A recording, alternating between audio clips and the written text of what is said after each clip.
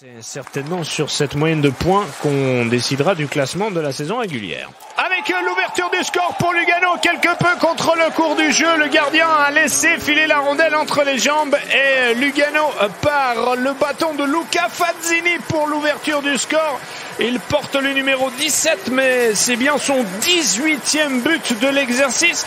On va revoir ce tir, paraissait anodin, il a bien fixé le gardien.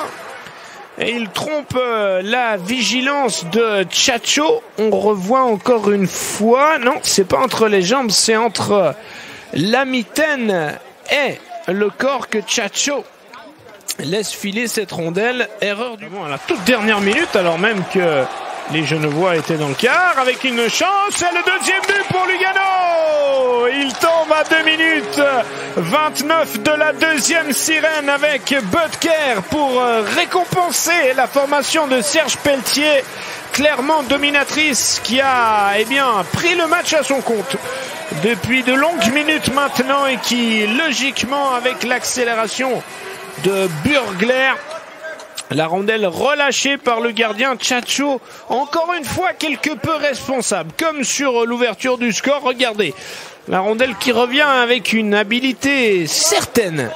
Butker là parvient à glisser la rondelle au fond du but, c'était pas fait. On joue à nouveau à 5 contre 5, la rondelle qui ne sort pas, le tir à le but, la réduction du score pour Ambri Piotta avec Yannick Fischer, une rondelle qui termine directement dans le filet défendu ce soir par Niklas Schlegel. Et bien voilà le but qui va relancer l'équipe de Luca Cereda, ils en avaient besoin de celui-ci. Regardez, tir pour chercher la déviation de Sverger, elle n'arrive pas et donc but de Fischer directement dans la lucarne. Le petit coup d'œil de Schlegel, on va revoir avec cette caméra placée derrière le... superbe séquence de jeu de Butker là qui est venu subtiliser. Attention, le tir et la rondelle qui est au fond, oui, le bras de l'arbitre indique le but, égalisation de Perlini sur une séquence complètement folle qui a vu le puck aller d'un côté à l'autre de la partie noire.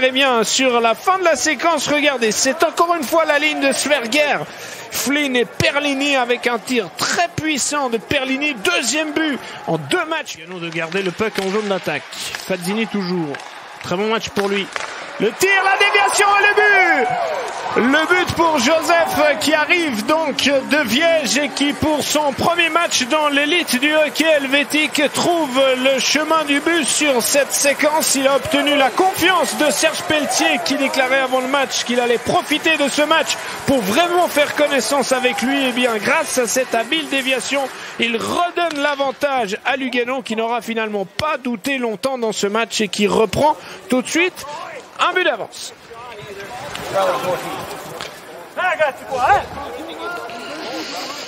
3-2 à l'intérieur de l'enclave. Flynn, Sverger, il est seul, il va se retourner pour frapper. Fora, goal! L'égalisation pour Ambri Piotta, 3 partout au terme d'un jeu à 5 contre 4 maîtrisé de la première à la dernière seconde.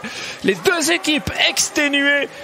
Mais c'est plus facile lorsque vous en avez un de plus. Et là, le but de Michael Fora pour une nouvelle égalisation. Regardez, il y a eu cette situation confuse. Le dégagement provisoire de Wellinger. Un Luganais se jette sur Michael Fora. Mais celui-ci parvient tout de même. Oui, bien joué. Le relais pour permettre à son équipe de se ruer à l'attaque avec Costner. Et le but pour Ambri Piotta.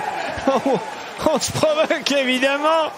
Le but pour Ambri Piotta avec Marco Müller. Tout ça suite à une excellente relance en zone de défense. Costner qui n'est pas attaqué, qui jette sur le but. Et Müller pour la première fois ce soir suite à un marquage complètement approximatif de Romain Lefebvre dans la circonstance qui s'est oublié, le capitaine.